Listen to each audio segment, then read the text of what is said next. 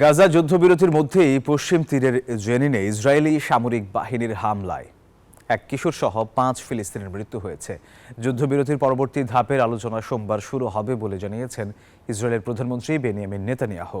হামাসের কাছ থেকে বাকি জিম্মিদের মুক্ত করতে ইসরায়েল অব্যাহত রয়েছে বিক্ষোভ।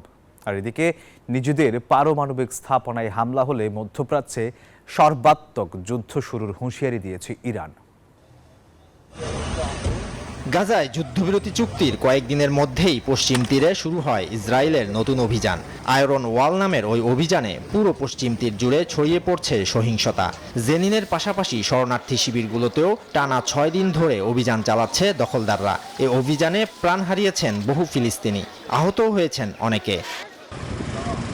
এদিকে ইসরায়েলের প্রধানমন্ত্রীর কার্যালয় জানিয়েছে আগামী সোমবার গাজায় যুদ্ধবিরতির দ্বিতীয় ধাপ নিয়ে আলোচনা শুরু করবেন বেনিয়ামিন নেতানিয়াহু। আজ যুক্তরাষ্ট্রের উদ্দেশ্যে রওনা দিবেন তিনি। ওয়াশিংটনে মার্কিন প্রেসিডেন্ট ডোনাল্ড ট্রাম্পের মধ্যপ্রাচ্য দূত স্টিভ উইটকফের সঙ্গে সাক্ষাতের মাধ্যমে শুরু করবেন আলোচনা।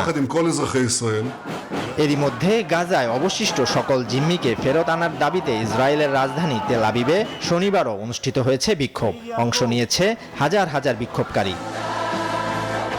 অন্যদিকে ইরানের পারমাণবিক স্থাপনায় হামলা হলে তা পুরো অঞ্চলকে সর্বাত্মক যুদ্ধে ঠেলে দেবে বলে হুঁশিয়ারি দিয়েছে তেহরান। Desk report, news 24।